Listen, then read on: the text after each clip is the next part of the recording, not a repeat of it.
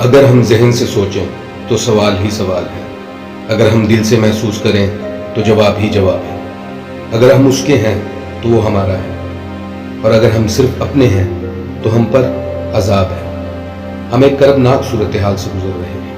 انسان اپنے اصل سے کٹ چکے ہیں اور الفاظ اپنے معنی سے ہٹ چکے ہیں۔ ہم مصروف ہیں لیکن ہماری مصروفیت بے معنی ہے۔ ہم دفتروں میں کچھ ہیں اور گھروں میں کچھ۔ ہم وطن کی تعمیر کے بجائے اپنے گھروں آستانوں کی تعمیر میں مصروف ہیں۔ ہمارا اصل وطن ہماری خواہشات کا نام ہے۔ ہم اپنی انا میں رہ رہے ہیں۔ ہم اپنی نگاہ میں خود ہی بہت کچھ ہیں، کسی پر اعتبار نہیں کرتے اور خود بھی قابل اعتبار نہیں۔ یہ قوم غریب ہے، لوگ امیر، ہر طرف بھیڑ ہی بھیڑ، کاریں ہی کاریں، راہ چلنا دشوار ہے، مہنگائی حد سے زیادہ ہے اور خریداری بھی حد سے زیادہ۔ عجب عالم ہے، خطرات بیان ہو رہے ہیں لیکن کسی پر کوئی اثر ہی نہیں۔ ہمارا عہد عجب عہد ہے، اس میں کیا کیا نہیں ہو رہا۔ یہ دور تضادات کا دور ہے۔ آج کا انسان ہمہ وقت مصروف ہے، اس کے پاس فرصت نہیں۔ وہ دوڑتا ہی جا رہا ہے، وہ سب کچھ جاننے کا دعویٰ کرتا ہے اور اس کو دعوے کا مطلب بھی معلوم نہیں۔ یہی سب سے بڑی جہالت ہے۔ کل کا انسان عقیدوں کا مظہر تھا لیکن آج کا انسان ہر عقیدت اور عقیدے سے آزاد ہے۔ آج کا عقیدہ بے عقیدہ ہے۔ آج صرف ایک چیز کی پرستش کی جاتی ہے، یعنی اپنے آپ کی۔ ہم اپنی انا کے پجاری ہیں، اپنی خواہشات کے آگے سجدہ ریز ہیں۔ ہم اپنے علاوہ کسی کو اہم نہیں سمجھتے۔ آج کے ماحول میں خود پسندی ہی پسندیدہ عمل ہے۔ ہمارے افکار خالص نہیں، ہماری سوچ صحت مند نہیں۔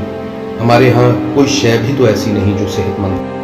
مدتیں گزر گئیں اور اب بھی یہ فیصلہ ہونا باقی ہے کہ اس ملک کا نظام حکومت کیا ہوگا، نظام تعلیم کیا ہوگا، نظام معیشت کیا ہوگا، نظام عقیدہ کیا ہوگا۔ اسلام تو ہوگا پر کون سا ہوگا، فقہ کیا ہوگی، زبان کیا ہوگی، قومی لباس کون اور کب پہنا کریں گے، صحافت کس نہج پر استوار ہوگی اور سیاست کا دائرہ کار کیا ہوگا۔ اس ملک میں مقبول ترین بیانات وہ ہیں جو گا گے گی ہو۔ ہر چیز ہوگی، سب کچھ ہوگا، سب انتظامات کر لیے جائیں گے، سب ٹھیک ہو جائے گا، سب کی بگڑی بن جائے گی، سب بادل چھٹ جائیں گے، سب یہیں رہے گا، پر افسوس ہم نہ رہیں گے۔ ہم احسان فراموش قوم ہیں، ہم اپنے اسلاف کی محنتوں پر پانی پھیرنے والی قوم ہیں، ہم بحث کرنے والی قوم ہیں۔ ہمارے مشائخ، خدا بھلا کرے ان بزرگوں کا، اب ویسے نہیں جیسے ان کے آباء تھے۔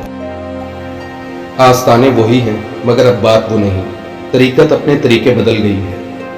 کہنا یہ مقصود نہیں کہ سب جھوٹے ہیں، کہنے کا مطلب یہ ہے کہ سب سچے بھی نہیں۔ ہمارے علماء فی سبیل اللہ فساد برپا کر رہے ہیں لیکن نہیں، سب علماء نہیں۔ قابل قدر ہیں، علم والے تو علم دے رہے ہیں، لاکھوں مساجد، لاکھوں ائمہ پانچوں وقت تبلیغ دے رہے ہیں، لیکن پھر اس نااہل قوم کا ذمہ دار کون؟ قوموں کے لیے ایسا نہیں ہوتا، ذمہ داری لی جاتی ہے، صرف فرض پورا نہیں کیا جاتا۔ خدا نہ خواستہ اگر قوم کو کوئی حادثہ پیش آیا تو تم بھی نہ رہو گے۔ سب ایک ہی کشتی میں سوار ہیں۔ زندگی میں آخرت کا عمل سکھانے والوں، زندگی میں زندگی کا عمل کب سکھاؤ گے؟ عزیزان محترم، آپ ہماری مانیں تو کسی کی نہ مانیں، اپنی سنیں اور اپنی مرضی کرتے جائیں، حتیٰ کہ وہ وقت آن پہنچے جب ساری قوم اللہ کی رحمت کو پکارنے پر مجبور ہو جائے، پھر افلاک سے فریادوں کا جواب آ جائے، دعا کو تاثیر کا منہ دیکھنا نصیب ہوگا، سینوں میں ایمان بیدار ہوگا، اور پھر نکلیں گے غاروں سے طاقتور شیر، اللہ والے، باطن کے شہباز، شہنشاہ قلندران، اور پھر آنن فانن طوفان کے رخ موڑ دیے جائیں گے، ٹوٹے ہوئے دل جوڑ دیے جائیں گے، حق والوں کو حق مل جائے گا، قوم کے روشن مستقبل کا ستارہ روشن ہوگا، اندیشے دم توڑ دیں گے۔ لیکن کیا کبھی ایسے ہوا؟ کیا ایسا ہو سکتا ہے؟ اہل باطن کی خدمات میں ایک سوال ہے۔